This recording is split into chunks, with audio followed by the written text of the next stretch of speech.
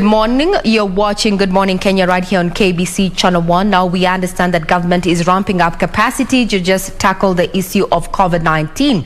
And as we speak, our reporter Purity Museo is on ground at JKIA as government receives a consignment of vaccines from Canada. Let's have a listen in. Today, for which as a country we still remain very, very grateful. We are also expecting, fellow Kenyans, another 4.16 million doses of vaccines, an assortment of vaccines over the next few weeks. Let me reiterate our commitment, our focus, our determination to make sure that vaccines are brought into this country. So in the next few weeks, we are expecting the consignment of Johnson & Johnson. As you recall, the government has paid 2 billion Kenya shillings to the African Union for the procurement of the J&J vaccines. The 300 million that was paid was really for the allocated number of vaccines that we had been given, which totaled 393 vaccines. So essentially, we will be receiving our first consignments as from tomorrow. We are also expecting on Monday, again through our friends, the United States government, the Moderna vaccine.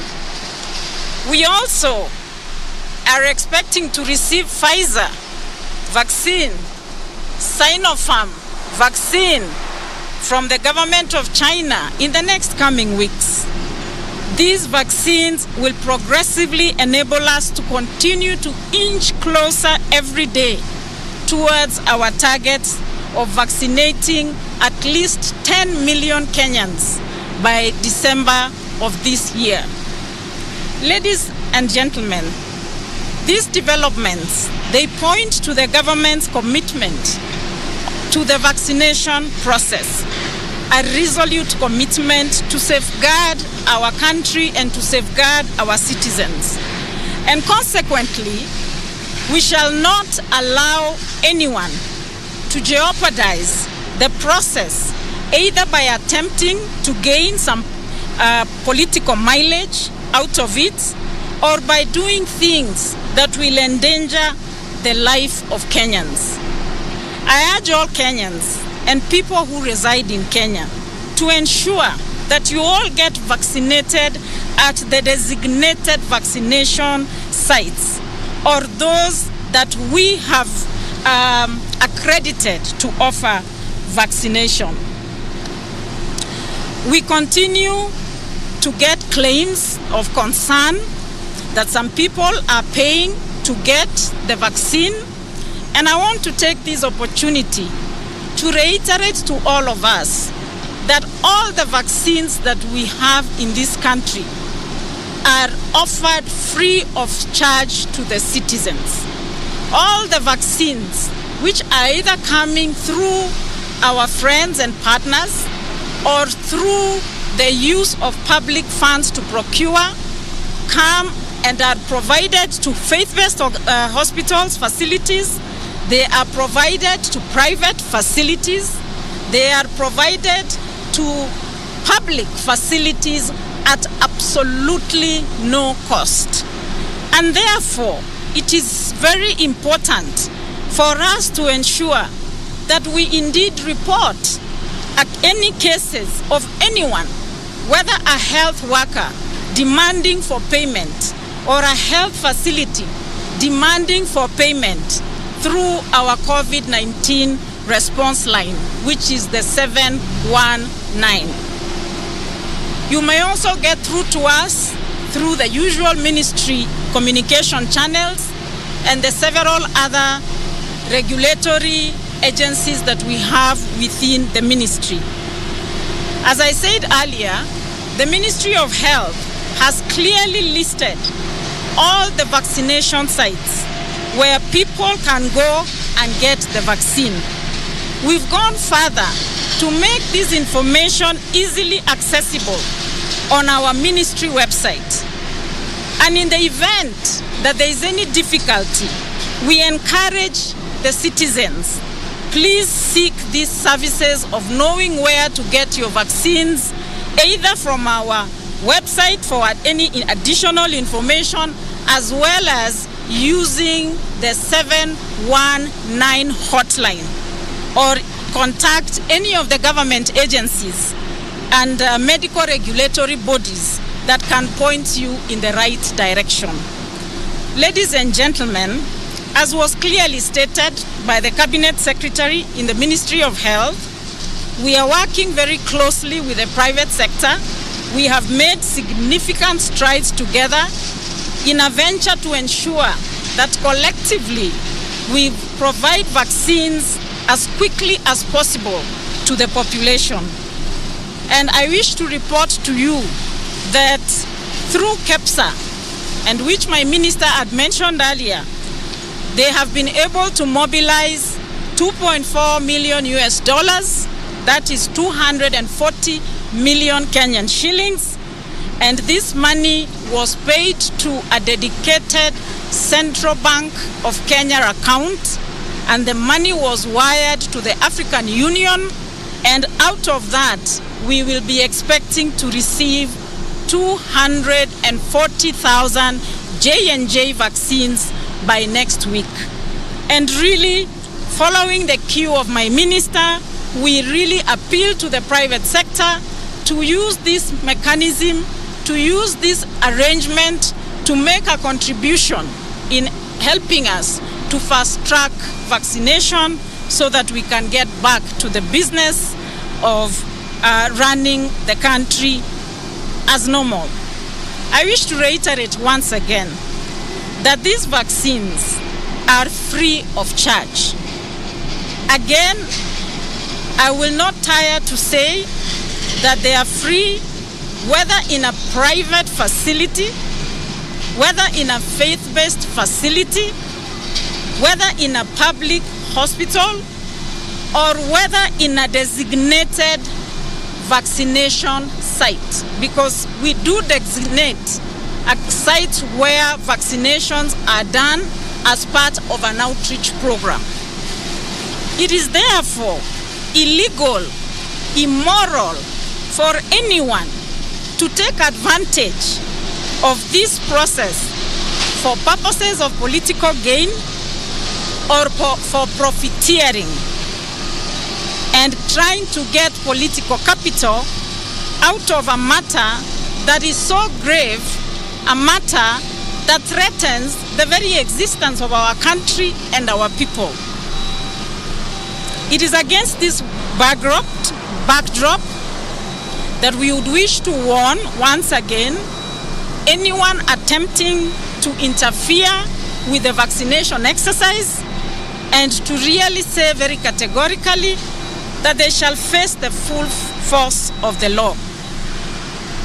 It was very unfortunate what happened in Murang'a, and in respect to the directives that were given by the Minister of Health, Mutahi Kagwe, we've worked very closely with the relevant agencies of government, and just to refresh our minds that certain politicians had mobilized a vaccination drive.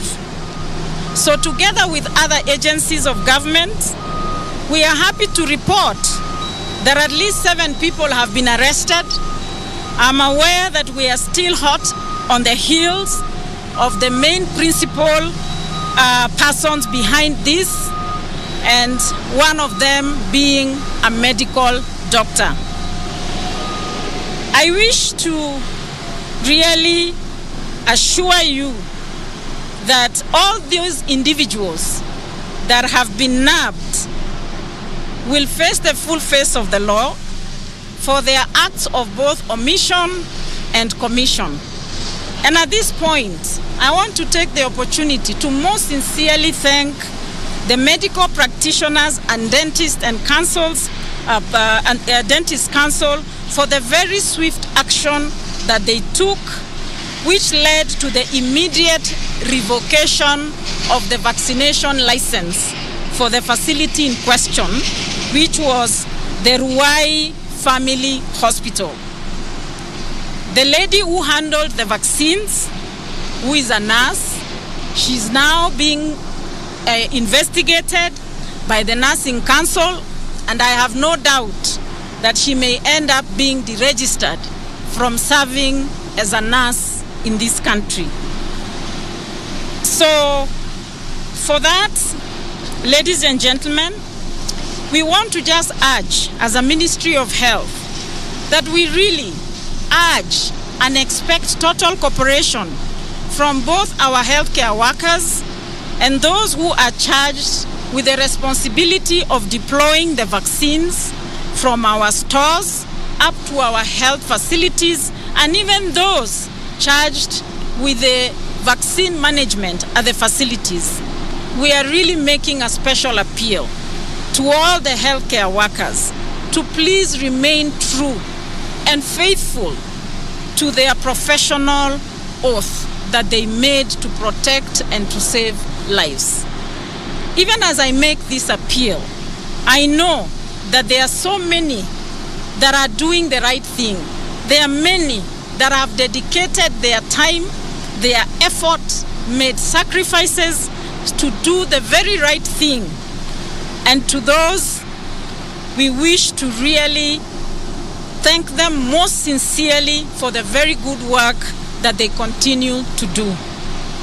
As we receive this donation, I wish to yet again thank the people and the government of Canada for your generous contribution, and to urge all of us here that are responsible and charged with the responsibilities of undertaking the process and of also being vaccinated to do all this with utmost diligence and fidelity to the law.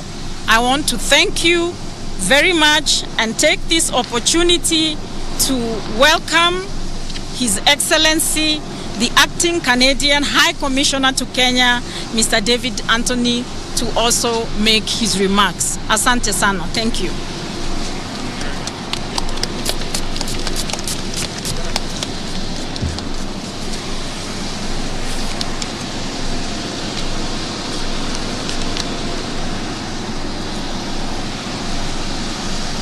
Good morning, everyone. Permanent Secretary and other employees of the Ministry of Health, representatives of UNICEF and the hard work that they do in the country, members of the WHO, employees of the Kenya Airports Authority, and gathered friends. Good morning. Bonjour tout le monde. Bonjour chers amis. Hamjambo. Ever since I was a kid, I've always loved airports. They're very emotional places. You get to say hellos, you get to say goodbyes. Some of the most exciting things in the world in our modern era happen at airports. And today is more proof of this. I have not been on an international flight in an extremely long time, but I'm thrilled to be in the arrivals section of the international airport to welcome probably one of the most important visitors to Kenya in a long time, 450,000 vaccines. No one is safe. For Canada, we strongly believe that no one is safe in this pandemic until everyone is safe. Canada recognizes that COVID-19 poses a unique and truly global challenge. It is in our common interest to work together to defeat this pandemic as a global community.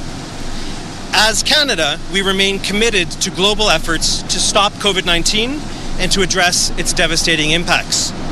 If there's one thing that we have realized in the past year, it's that COVID-19 has intensified inequities. It has reversed gains that we have fought hard to win in development and in health, and it has highlighted deficiencies.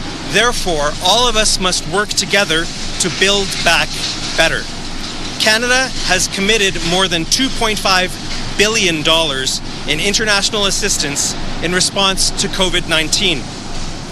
In line with our feminist values, we continue to focus on those who already experience marginalization more acutely. This means that in a pandemic, we must consider the needs of the most vulnerable and most marginalized, and especially women and girls, who remain at the heart of everything that Canada does at home and abroad. That's why Canada remains committed to supporting equitable global access to COVID-19 vaccines. Canada has committed over $1.3 billion in new funding to the Access to COVID Tools, or ACT, accelerator. Part of that support includes $545 million to the COVAX facility to support the procurement, delivery, and distribution of 2 billion vaccine doses by early 2022. In addition, we have committed to sharing 40 million vaccine doses with low and middle income countries through the COVAX facility. Canada has also made an additional $1 billion available for IMF loans related to COVID-19. Today, we're extremely pleased to see Canadian-donated vaccines reach our bilateral partner and friend, Kenya. More than 450,000 doses of AstraZeneca will arrive in Kenya over the coming weeks. To the Ministry of Health of Kenya, to UNICEF and the WHO, thank you for your support, your energy, your commitment, your passion, and your sacrifice in facilitating the vaccine delivery and saving the lives and protecting all of us in Kenya over the last year. To the Kenyan government, Asante Sana, for your commitment and your enormous effort to roll out national COVID-19 vaccine deployment plans. In addition to the vaccines, Canada remains committed to supporting our partners to help address the impact of the pandemic on Kenya's population. This includes targeted support to the World Health Organization for $1.5 million to support national coordination efforts and to improve service delivery in Kenya. It includes additional funding to long-serving Canadian partners focused on protecting livelihoods in Kenya and supporting the capacity development of health workers to manage COVID-19 cases.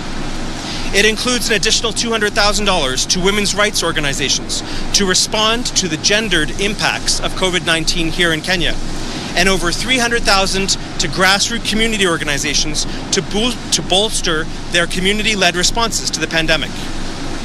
We believe that together, Kenya, Canada, and the global community can stop the pandemic cold. Let's keep going. We're all tired, but until we are all vaccinated, we need to remain vigilant. And even so, we will need to continue the hand-washing measures, the physical distancing, and masking up that has kept us and our loved ones safe over the past year. Let's be safe, let's be sure, let's get vaccinated. Thank you very much.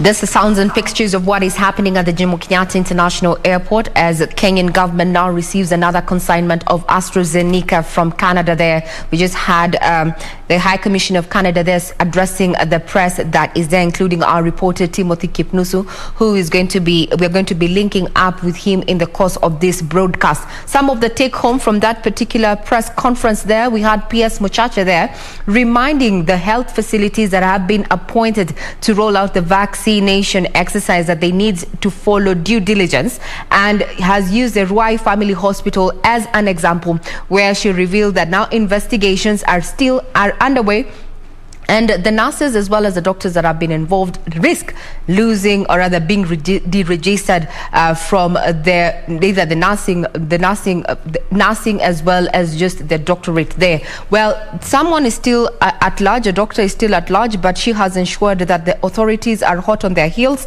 and has reminded these particular facilities that this is a government exercise and it falls under the COVAX facility, that, you know, it meant to just create or rather ensure that not only just Kenyans but also the globe at large, we are working towards getting or rather attaining herd immunity. So if you are a facility that is rolling out this exercise, you have to be at par with what the government has said in regard to the vaccination exercise. By the end, in the next few weeks also, we are going to be receiving a total of around 4.1 million doses of a mix of various vaccines in the country: Moderna, J&J, Sinopharm, as well as Pfizer. So let's remain safe.